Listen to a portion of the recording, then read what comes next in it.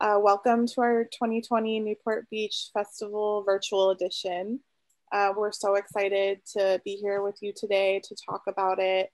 When I watched your film, I was just in awe of the story you were able to tell through this beautiful group of artists coming together and, being such an important change and impact on their community. I'd like to start with the question of just how you came up with this project and what inspired you to work on this and work with these artists and how personal it became for you after, such a long span, like 6 years of a film. Like, how did that impact your life? Well, thank you again for the opportunity to speak about Alice Street. And coincidentally, I was actually living on Alice Street when I heard that this mural was going to be painted right down the street from where I lived. And I knew one of the muralists a little bit in the community.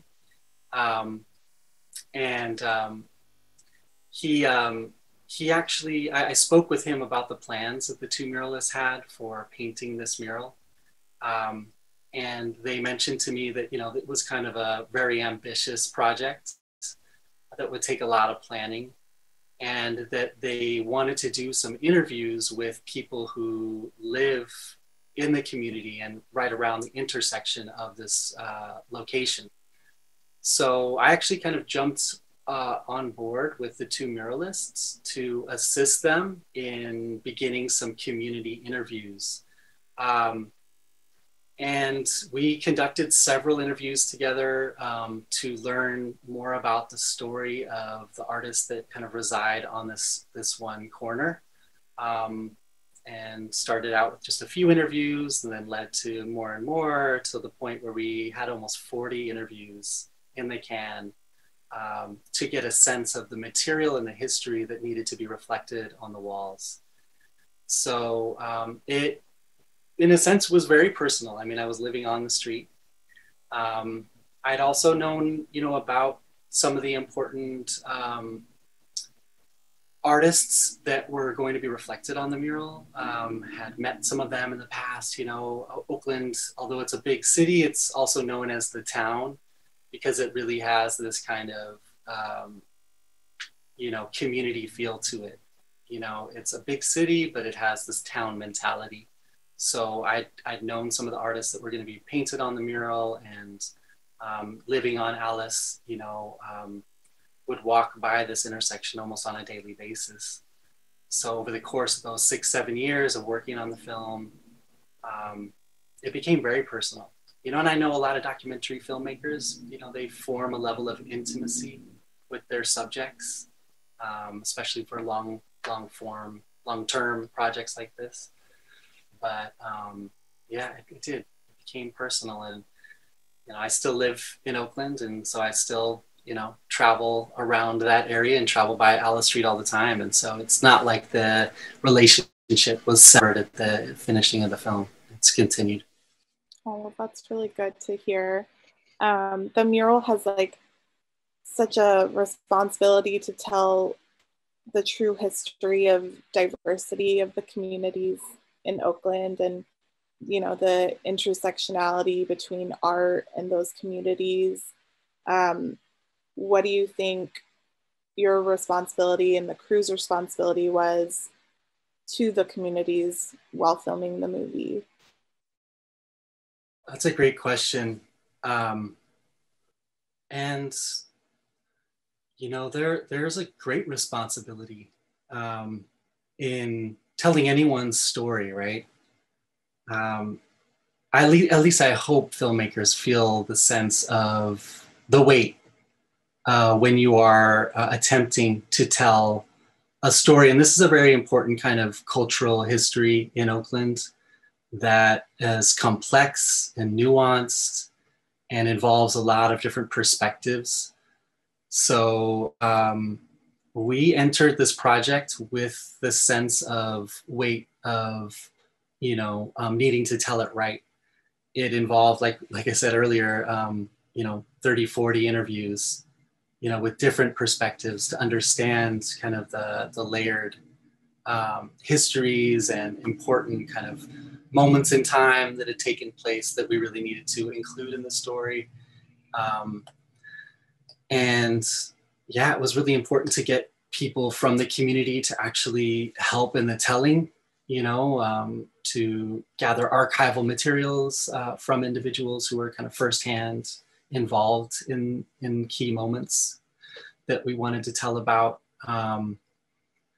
And knowing that it was going to be a lasting mural that kind of reflected the local community and the history of a very important, cultural center in Oakland, which is called the Malanga Cascalord Center for the Arts, which is located right on the corner where the mural was painted. That was very important. That's kind of the centerpiece in a sense of both the film and the what was depicted on the mural, was the Malanga Center, which is one of the largest African diasporic art centers in the country. It has 6 large studios. It has housing for artists, all located in one building in a large performance theater venue as well. And you have arts from throughout the African diaspora reflected in this one center. And then right across the street is Hotel Oakland, which is a home for primarily Chinese immigrant seniors who are low income. It was originally like this very fancy hotel built in the turn of the century, and American presidents would stay there when they would come to Oakland, and all the big celebrities at the time, back in the 20s and teens. But it went through many different kind of changes over the years, and then became this kind of senior home for Chinese seniors. And the juxtaposition of these two centers was important for the story, because the intersection is also right on the kind of gateway to Oakland Chinatown. So you have the kind of Chinese and Asian diasporic communities, and then you have the African diasporic communities right across the street. And that really became kind of the entry point for the story that I think the muralists wanted to create on the walls, and what I followed in Alice Street. So thank you very much for being here tonight. And I was really touched by your movie. And I want to see one more time Oakland, with different eyes. And my my next question is really personal questions, and to you, how does gentrification and ultimately population displacement affect the different communities of Oakland? And what are the tools today to fight gentrification, in your opinion, in Oakland? Yeah, gentrification has impacted Oakland drastically. The population of Oakland has, in particular, the African-American population of Oakland has been decreased over 30–40% since 2000 due to gentrification. And what gentrification looks like in Oakland is, Oakland is right across the bay from San Francisco, and is, part of, in a sense, the Bay Area, which really is the location for Silicon Valley and a lot of the large tech companies in Oakland. So the tech companies have resulted in, massive migrations of tech workers to the Bay Area. And in the process, the prices for housing has risen exponentially. It's doubled and tripled rents, which for people who resided originally in Oakland couldn't afford, the rents in the community. So those people became displaced. And when you're displaced, you're either forced to leave, or many people have become homeless. In fact, I think, currently African Americans are 20–25% of Oakland's population, but represent 70% of the homeless population. And homelessness in Oakland is rampant, you know, and I think you can say the same thing for a lot of urban centers across the country. There's been a real kind of, not just through Silicon Valley, but this real push for people to move into urban centers throughout the country. And, you know, at one point, you know, cities were really vibrant places. And around the 1960s, there's a real push to move to the suburbs. And a lot of inner cities were disinvested in. Now there's this move back from the suburbs into, you know, large cities, and Oakland being one of them.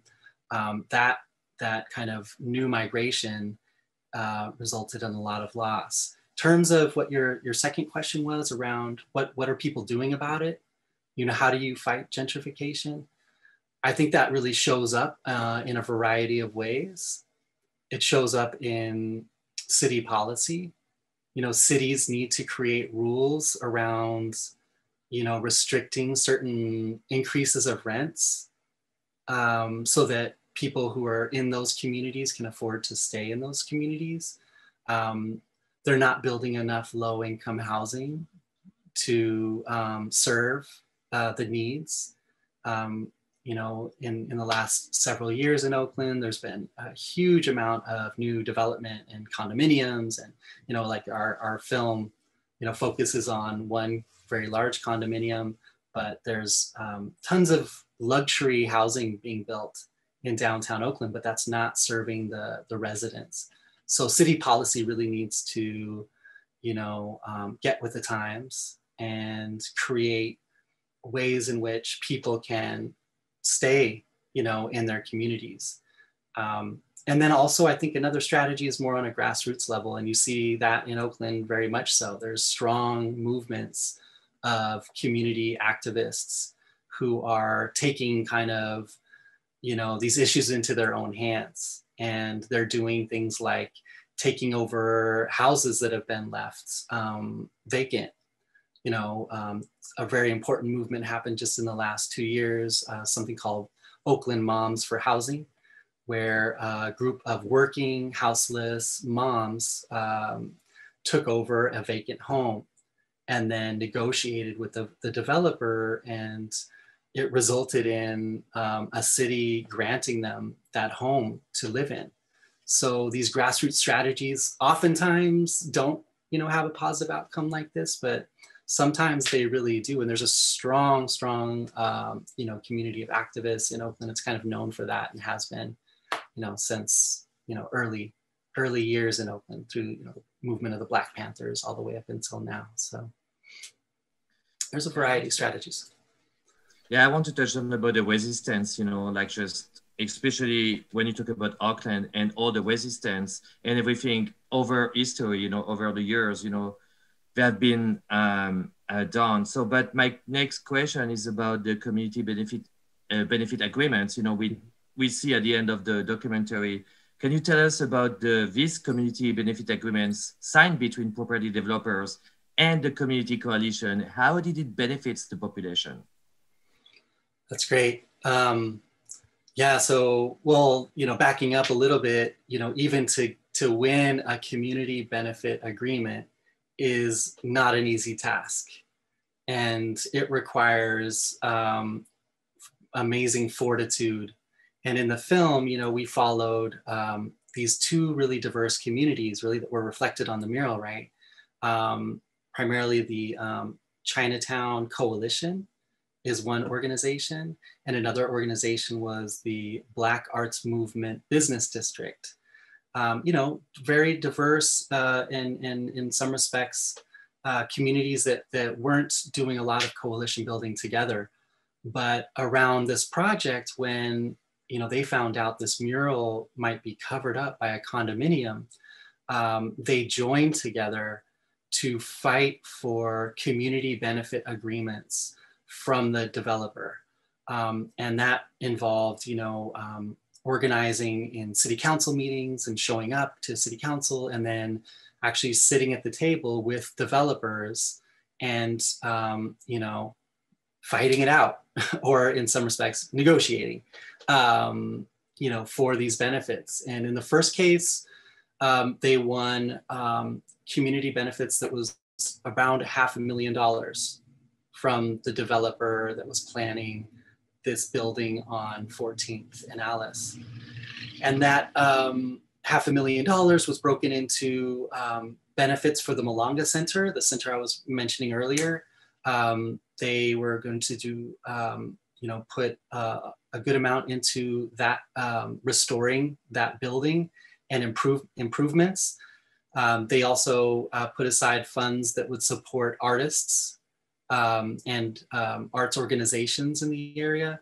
There were a variety of different kinds of benefits in that, like $500,000. That same coalition went on to fight several other developments in downtown Oakland, in total raising about $20 million in community benefit agreements.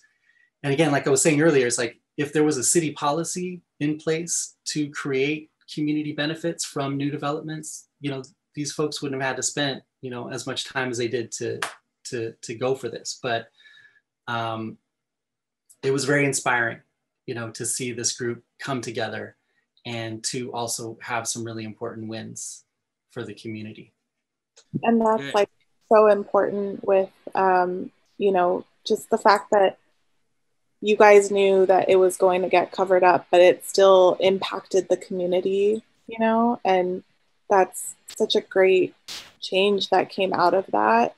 And my next question would be, how do you think we can preserve community cultural history like that in this booming age of capitalism that's going on around us? Like, how can we still do those little things to preserve, the community art and culture and history that goes on? Yeah. I mean, I don't have the answers, but I do know that, if you want to keep the culture and the art, you have to actually protect the people. You have to create policies that allow for people to remain in their communities. Because often it seems like, Oakland has this reputation for like culture and diversity and art, and a lot of people are attracted to that. But in order to retain that, you have to actually create opportunities for people from the community to stay, and I mean, painting a mural to honor those people is important. I think public art is a way that everyone can, everyone who passes that street, is reminded about who lives there and who contributed to the art and the culture of that city. Public art is really important. I mean, creating a documentary film, about and telling the story, or writing articles, or, finding ways to financially support cultural groups to retain, the work that they do, taking classes, I mean, there's a variety of different ways I think that we can support our cultural artists. But primarily it's that, like, providing art housing for artists, and, low income housing for artists, specifically for artists, I think is really important. And on a policy level, some cities are taking the lead on that kind of stuff.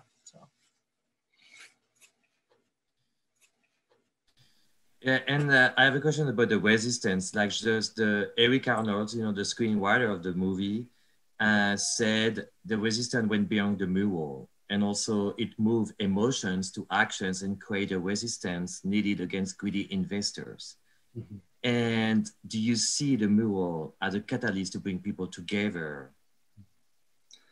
Definitely, and it was a surprise in some respects.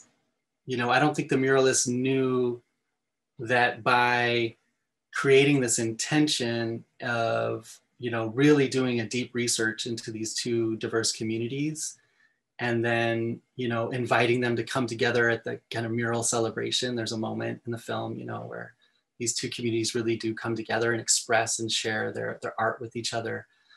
I don't think, though, that they had any level of intention that, when the mural was threatened, that those communities would choose to resist that on a city level and march together to City Hall and demand, you know, that the condominium not be built there, you know.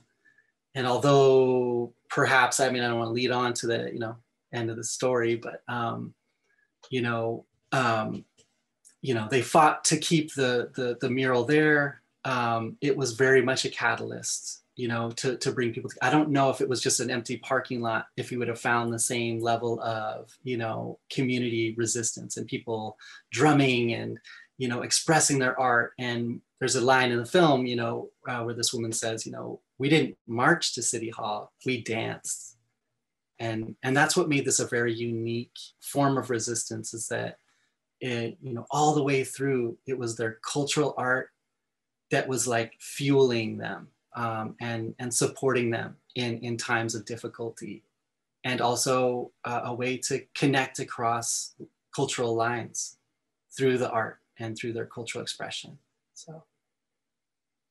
And I will say, like, about history, like we can see in a documentary, like history plays a role, you know, like just, it's like just, you can see like history repeats itself, you know, like with a fight, you know, for the Malanga building to stay alive, you know, I think it was in the 60s or 70s, I don't remember exactly, in a documentary.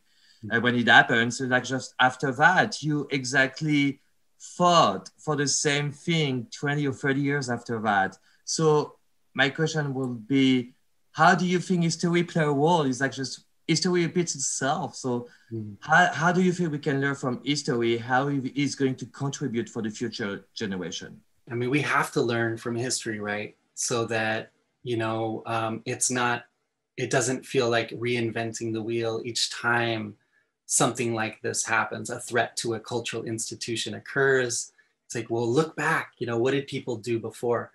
And, you know, in the 80s, when they were fighting to get this building in the first place, to create an institution that would house African diasporic arts, that was a fight in and of itself, you know. And then again, in what you were referencing was actually 2003, when the mayor of the city at the time, Jerry Brown, who became, you know, the governor of California, he had a plan to take the Malanga Center and turn it into a school for high school students, you know. But these centers were serving kids, you know, these teachers were serving hundreds of kids. So yeah, I think there is an important piece of history, and important to look back at how people have dealt with these situations before. If it hadn't happened in the 80s, and then again in the early 2000s, to drum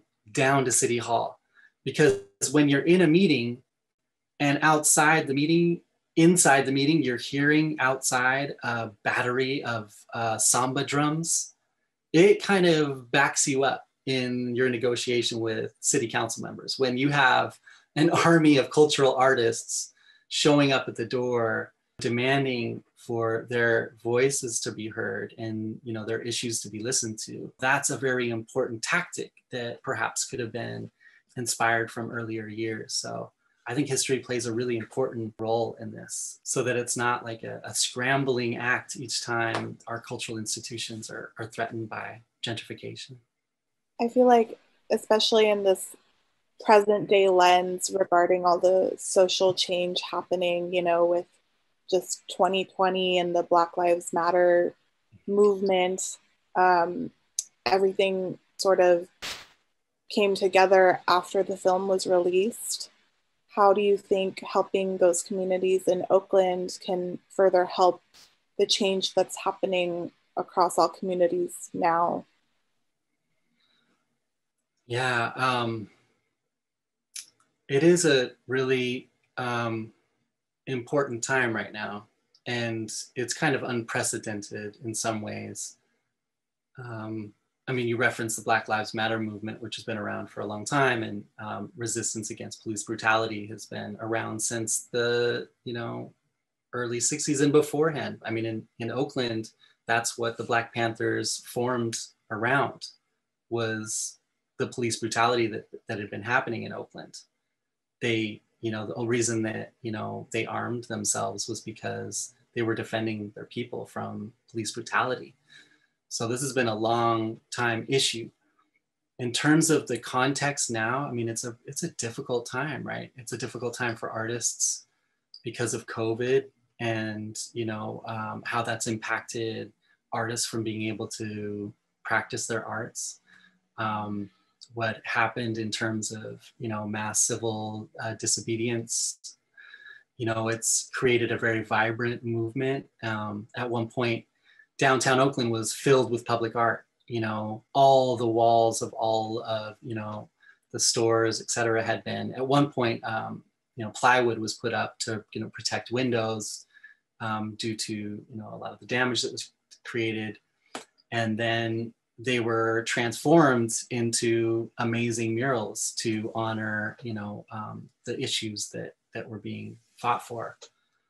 So, I mean, in terms of the film and kind of what I hope for the film, I hope that the story can be an inspiration for other communities that are dealing with displacement and gentrification. In terms of a model to, you know, diverse coalitions coming together to fight for community benefit agreements. I hope that that can be a model that others can potentially use. I think it's also like the work that the muralists did to really engage the communities before they painted their mural. I think that can be an inspiration. I know they're not the only ones doing it, but I think they did it in a particular way that was very effective. So yeah, I hope that it can generate dialogue and be an impact. And we have plans to tour the film and continue to get it out there and on an impact level as well, you know, so yeah. Yeah, that's so great that, you know, it's not only, you know, in its time frame, but it can lead to future changes as well. And I was wondering if you have any news or updates about the different people you met when you were shooting the film and where they are now and what they're doing at the moment. Well, one important, I think, piece of news is that, you know, the mural, I don't want to give away too much from the plot of the film, but part of their, you know, community benefit agreements that these muralists won was to actually paint a new mural right down the street from the original one. And they just completed it. It's beautiful. It's 10 stories high. It honors many of the same cultural artists that were pictured in the first mural. It's called Ascendance because it like ascends all these incredible cultural artists. It really has a lot of the same themes of activism and empowerment. And so that's, I think, a really important kind of next chapter of the story. You know, it's amazing over the course of 7 years of, you know, interviewing people, a lot changes. You know, one of the centerpieces of the mural, this amazing woman, Ruth Beckford, who was such an incredible godmother of, you know, African diasporic dance in Oakland. She passed away recently, you know, and so, you know, for her to be honored in this film and honored on the wall, you know, is even more special. And, you know, there's so many people involved. I could probably tell you hours worth of stories, but at least that's a couple pieces of news from the film. Spencer, I mean, we are so happy for having you at the 2020 Newport Beach Film Festival virtual, you know, this year. And like, I would like to know, what do you want to tell the audience of the Newport Beach Film Festival that is going to watch your movie? And more personally, what perspective, like from what perspective should they watch your movie? That's such a good question and maybe challenging too, but I just want to say it's such an honor to be part of the Newport Beach Film Festival. I've heard of this festival for years. I know how the programming is such top-notch, world-class cinema. to have heard that, you know, our film was included was this tremendous honor for us, our whole team. And, you know, that's one thing I guess to say is that, you know, this has been a community effort to create this film from the outset. You know, as I mentioned, you know, joining with the muralists initially, then taking the story into a whole new level in terms of reflecting the larger community. But, you know, there's a vibrant, you know, an important community of artists of color in Oakland. They are, you know, resilient even in the face of challenges. I, you know, welcome people to learn more about the important kind of contribution the city has made. You know, and Newport isn't that far away from Oakland, right? And Los Angeles has its own incredible, and Newport as part of that, and San Diego, et cetera, has its own really important cultural arts, you know, scene. And, you know, support your cultural artists wherever you are. I guess that'd be something to leave the audience with. But I'm grateful for the audience to enjoy the film, you know. Well, we are so happy that you've been part of our festival, and thank you again for this beautiful film. What's next for you as a filmmaker? Do you have any future projects lined up, or, you know, what are you doing as far as next film goes? Well, that's a great question. Well, for one, you know, Alice Street is currently touring around festivals around the country and a couple international festivals as well. We're really excited about the reception of the story. As I mentioned earlier, we're also planning an impact tour with the film, where we'll be visiting communities impacted by gentrification throughout California, funded by the California Arts Council and the San Francisco Foundation, which we're very grateful to those funders to support this next stage of the film. We're excited to take it to high schools and schools in Oakland, as well as throughout California. And we have engagements in Chicago. We welcome opportunities to continue to, you know, share the film abroad. In terms of next stories, I am working on a couple of projects, also very Oakland based. Oakland is very, you know, it's got a lot of potential of amazing stories. I wouldn't want to talk too much about, you know, the next project, but it definitely also relates to, you know, dance and the activism of Oakland, and, you know, some history and some, you know, current day stuff. So yeah, I'm excited about continuing to work on projects like this.